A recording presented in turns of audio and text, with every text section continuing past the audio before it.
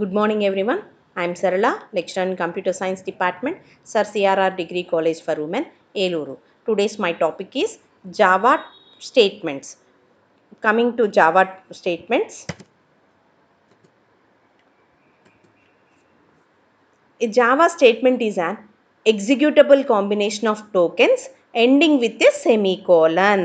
Okay, ఒక statement అంటే Java statement దేన్ని జావా స్టేట్మెంట్ అంటారు అంటే ఎగ్జిక్యూటబుల్ కాంబినేషన్ ఆఫ్ టోకెన్స్. మనం టోకెన్స్ చెప్పుకున్నాం. టోకెన్స్ అంటే ఏంటి? ఐడెంటిఫైయర్స్, కీవర్డ్స్, లిటరల్స్, అవునా, సపరేటర్స్, అలాగే ఆపరేటర్స్. సో వీటన్నిటిని యూస్ చేసి సెమీకోలన్తో ఎండ్ చేస్తే దాన్ని ఏమంటాము అంటే జావా స్టేట్మెంట్ అంటాము. Okay, statements are usually executed in sequence in the order in which they appear.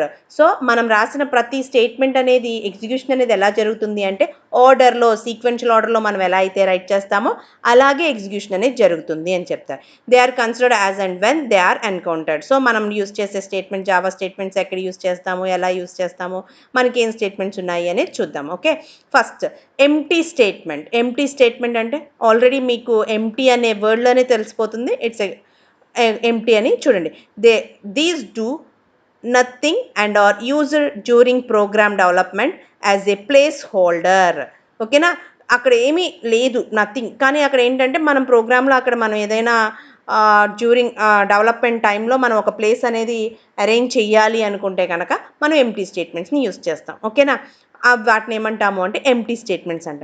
Labelled statements. Labelled statements అంటే మనం ఏదన్నా ఒక వర్డ్ ఇచ్చి ఆ వర్డ్కి సంబంధించి ఒక పర్టికులర్ గ్రూప్ ఆఫ్ కోడ్ రాసి అక్కడ రైట్ చేస్తే కనుక దాన్ని లేబుల్స్ అంటామమ్మా. చూడండి, any statement may begin with label. Such labels must not be keywords. Already declared local label variables or previously used labels in this module.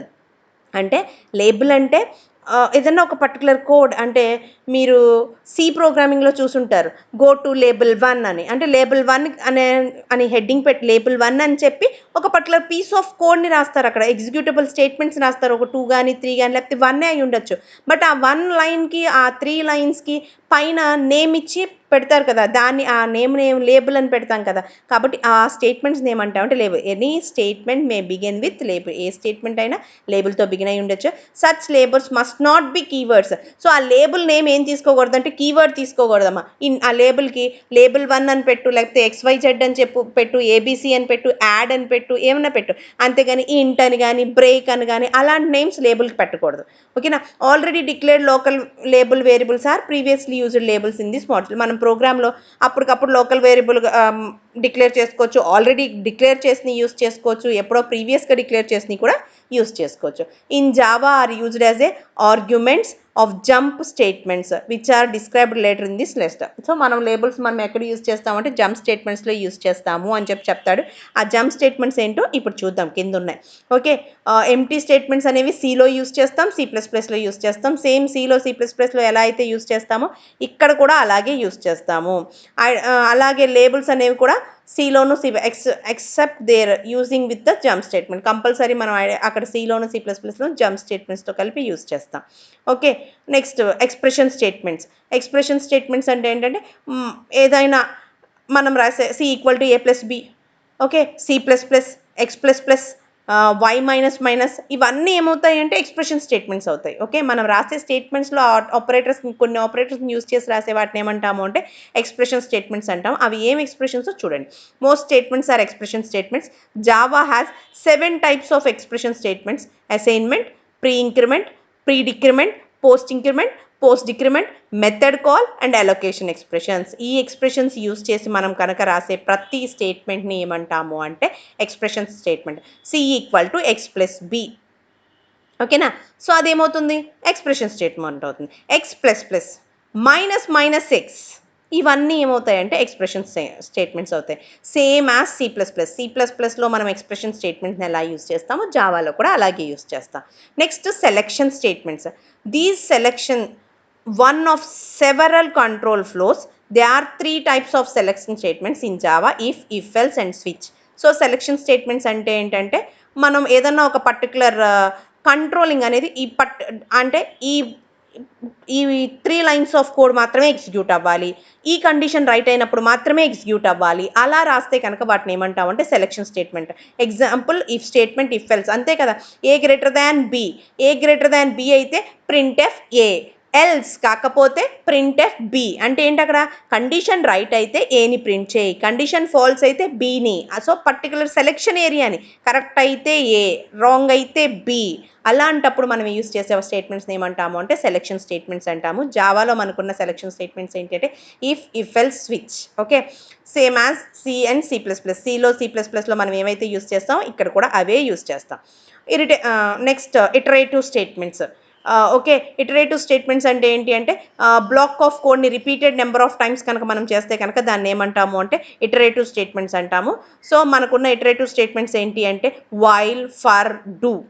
చూడండి, the specific how and when looping will takes place. They are 3 types of iterative statements, while, do and for. అంటే block of కోడ్ని repeated number of times మనం చేస్తున్నాము అంటే దాన్ని ఏమంటాము అంటే iterative statements అంట. అమ్మా లూపింగ్స్ అని అడిగినా, ఇటరేటివ్స్ అని అడిగినా while, do and for. Clear girls? So మనకి ఈ ఇటరేటివ్ స్టేట్మెంట్స్ అనేవి జావాలో ఎలా యూస్ చేస్తాం అంటే సిలో C++లో ఎలా అయితే యూస్ చేస్తాం ఇక్కడ కూడా అలాగే యూస్ చేస్తాం. Next jump statements. Jump statements అంటే ఆల్రెడీ చెప్పాను ఇందాక మనం లేబుల్స్ చెప్పేటప్పుడు. జంప్ స్టేట్మెంట్స్ అంటే ఏంటంటే ఒక పర్టికులర్ బ్లాక్ మాత్రమే ఎగ్జిక్యూట్ అవ్వాలి, ఈ టైంలో అదే జరగాలి, అలాంటివి మనం రాసేటప్పుడు ఏం యూస్ చేస్తాం jump statement. Jump statement passes control to the beginning or end of the current block. Jump statement ఏం చేస్తుందంటే ఆ పర్టికులర్ ప్రోగ్రామ్ యొక్క కంట్రోల్ని అయితే బిగినింగ్ ప్లేస్లో లేదా ఒక పర్టికులర్ ఎండింగ్ ప్లేస్ లేదా ఒక పర్టికులర్ కరెంట్ బ్లాక్కి మార్చాలి అనుకుంటే కనుక మనం ఏం చేస్తామంటే జంపింగ్ స్టేట్మెంట్ యూస్ చేస్తాం. Or to a labelled statement. So వాటిని డైరెక్ట్గా యూస్ చేయలేము, జంపింగ్ పర్టికులర్ ప్లేస్కి వెళ్ళు అని చెప్పడానికి లేబుల్ ద్వారా యూస్ చేస్తాము. Such labels must be in the same block and continue labels must be on a iterative statements. The 4 types of jumping statements are break, continue, return and throw. తెలుసు కదా మీకు, break అంటే ఆగిపోమని, continue అంటే particular place నుంచి start అవ్వమని చెప్పి, return అంటే డేటాని రిటర్న్ చేయమని, త్రో అంటే ఇది ఎక్సెప్షన్ హ్యాండ్లింగ్లో వస్తుంది, త్రో అంటే డేటాని త్రో చేయమని ఉంటుంది అనమాట. అక్కడ తెలుస్తుంది మీకు, అక్కడ చూద్దాం. ఓకే, సేమ్ యాజ్ ఇవి సిలో C++లో ఎలా అయితే వర్క్ అయ్యో ఇక్కడ కూడా అలాగే వర్క్ అవుతుంది jumping statement. Next synchronization statement. These are used for handling issues with multi threading. So multi threading అంటేనే at a time number of works జరగటాన్ని ఏమంటాం అంటే మల్టీ థ్రెడ్డింగ్ అని చెప్పి. ఎగ్జాంపుల్ మనం సిస్టంలో ఏదైనా ఒక పవర్ పాయింట్ ప్రజెంట్ చేస్తున్న, ఒక వర్డ్ డాక్యుమెంట్ని రైట్ చేస్తున్నప్పుడు సేమ్ టైంలో మనం గూగుల్లో సెర్చ్ చేయాలన్నా కానీ లేదా ఒక మ్యూజిక్ MP3 ప్లేయర్ ద్వారా మ్యూజిక్ని ప్లే చేసుకోవాలని at a time number of works జరగాలి అంటే కనుక దాన్ని ఏమంటాం అంటే మల్టీ థ్రెడ్డింగ్ అంట.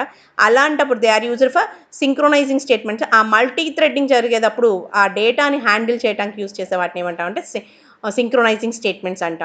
సో ఇవి సింక్రొనైజింగ్ స్టేట్మెంట్స్ అనేవి సిలోను C++లో కూడా ప్రస్తుతం అవైలబుల్గా ఉంది అని చెప్పి.